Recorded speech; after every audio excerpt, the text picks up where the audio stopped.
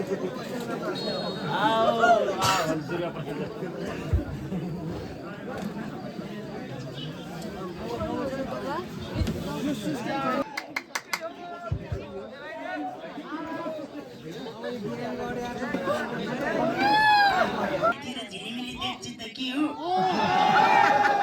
त आज जन्मदिनको दिन यतिकै त हुनु पर्यो।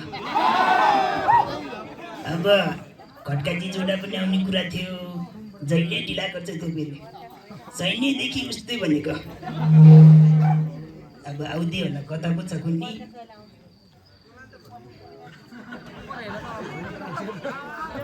अब म्युजिक लभर मान्छे गीत गाउँदै आइरहेको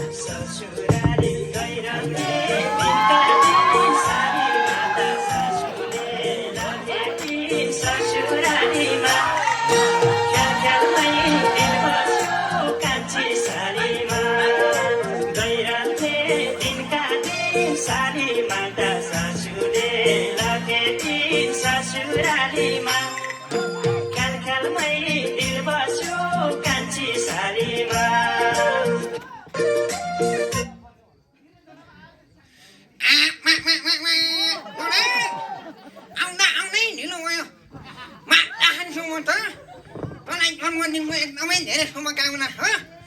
तँलाई चाहिँ अब कहिले पनि दुःख नपरोस्, सोचेको कुरा इच्छा आकाङ्क्षाहरू कहिले पनि पुरा नहोस्। अनि तँलाई कहिले कसो यसो मासु सासु खान मन लाग्ला सधैँ उधारो खानु परोस्। तँलाई चाहिँ तँलाई चाहिँ अब तेरो छोरा छ नि, एउटा छोरो, त्यसले चाहिँ तेरो नाम चाहिँ धेरै ठुलो भन्दा ठुलो खाल्टोमा हाल्नुहोस्। अब धेरै समयपछि भेट भयो, तेरो माया त मलाई कति लाथे कति। मलाई त तेरो मायाको कुनै नगर के कुनै नगर। तेरो माया त मलाई यति धेरै यति पनि लागेको थिएन लाग्नु त। अब सैन्यपछि भेट भएको त्यो बेलाको कुराहरू याद छ कि छैन सैन्यको?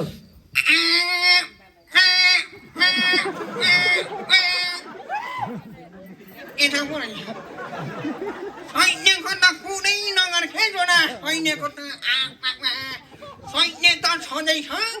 गुरुबाले परबाट यसो आउँदाखेरि सैन्य साग भन्नुहुन्थ्यो, कहिले कसो सैन्य राजा नि भन्नुहुन्थ्यो। साझा त झन् कुरै छोडे यार। साझा रोलकल सकिसकेपछि तेल लाउन आउनुहुन्थ्यो गुरुबा, मजाले मालिस गरिदिने। मेरी आम्मै कुरै छोड्नु जोडा। बिहानको मखमली रोडको पिटी, त्यसपछि ए सैन्य भान्सामा अन्डा खान जा, अन्डा पनि यत्र आउँछ भन्थे। अन्डा त पुरै अस्टिसको अन्डा हो क्या, यत्रो अन्डा मात्रै होइन, फेरि कहिले कसो त यसो अब बिहान दौडेर आयो थाकिया जान, अब दुध खान जाउँ भनेर यसो नि लाइन लाग्दाखेरि लाइन पनि फेरि यत्र बाल्टी लिएर दुध खान बस्नुपर्ने क्या, बाल्टीमा। अनि जोडा धेरै समयपछि भेट भयो, ज्यान त कता सातामा थियो भन्ने कुरा सुनेको थिएँ। साता चाहिँ कुन ठाउँमा गरेको?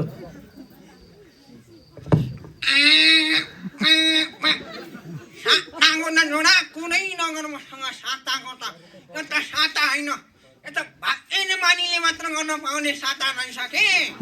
भाग्ने मानिले मात्र ठाउँ हेर। आमा जुम्लाको डाफेलेङमा त्यसरी ढिमिचौरमा साता गर्दाखेरि त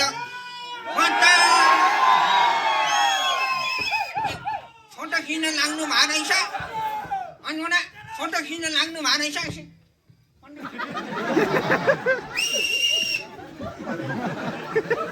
यसो पोजमा फोटो पनि दिउँ भनेर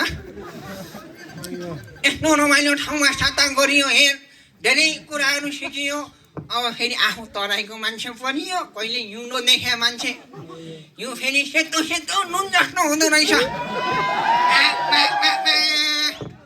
हिउँ पऱ्यो हेर जोडा। यसो अब ड्युटीबाट आइया छु म, आइकन यता सुत्या छु, यसो नि सुत्या छु। उताबाट एकजना हाम्रो बा पनि हुनुहुन्थ्यो के, बा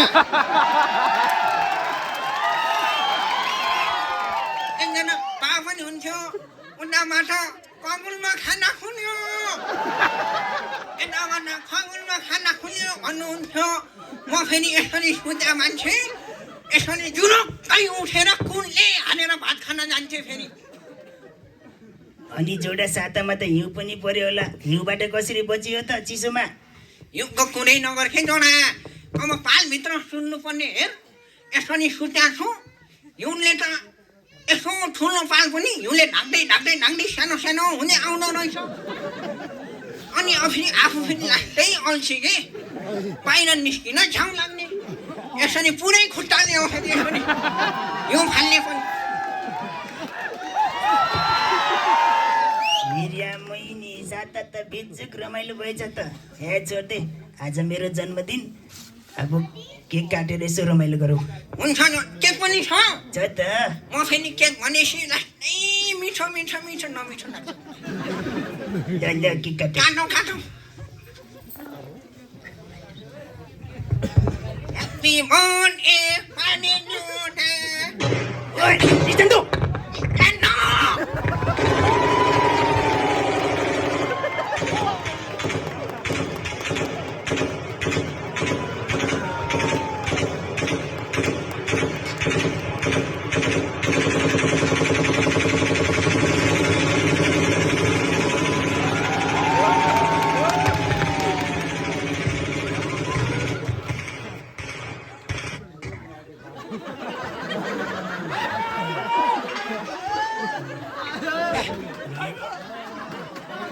मिरियामैनी हामी त बिदामा पो छौँ त कहाँपट्टि स्ट्यान्ड लाग्छ भनेको होइन यो जोडा यस्तो नराउनु मन लाग्छ कोले गर्यो कि धल्ला गरे काइला चोरीले बन्दुक ल्याथे खेलाउनलाई त्यही पट्कायो होला अनि हौनीलाई पल्टनप्रति यतिको माया चाहिँ हुनुपर्छ के अनु कुरा सर घर हुँदाखेरि स्ट्यान्ड लाग्छ भनेपछि हामीलाई कतिको माया छ पल्टनप्रति अनि जोडा अब तिमी त तालिम पछि कता युकेतिर गएको थियो भन्ने सुनेको थिएँ अब अप्सरा भाउजूसँग युके गएको कस्तो भयो त युकेतिरको बसाइ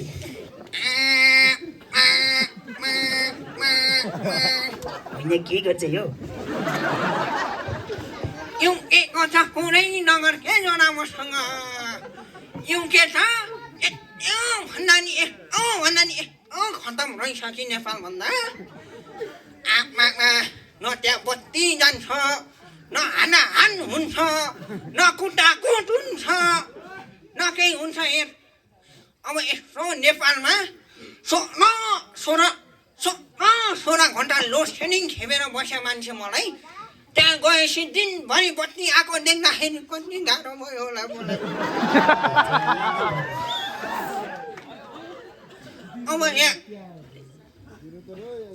15 मिनटमा हेर गाडी चढ्यो भने खाल्टा खुल्टी आउँछन् फेरि यात्रा के हो नि त अब त्यहाँ कोही छैन खाल्टा खुल्टी अब यहाँ बानी परेको मान्छे फेरि खाल्टोमा पस्ने खाल्टोमा हाल्न भन्छु हाल्दैन हाल्न भन्छु हाल्दैन हाल्न भन्छु हाल्दैन त्यहाँ फेरि अनि रिस उठेर आयो कि हेर जोडा आफैले यसरी त्यो ड्राइभरको घ्याङ्रो समातेर घुमाइदिएर खाल्टामा हालिदिएको मैले अब जोडा जाने बेला नि भयो होला होइन घर फेरि तेरो भाउजू पनि कुरेर बसिराख्यो होली अनि ढिलो हुन्छ त यसो 1-2टा कुरा भन्दै गर म चाहिँ लाग्छु जोडा ल अब अप्सरा भाउजूले साह्रै पिर मान्छ ल हात त मिलाइ जान खोज्यो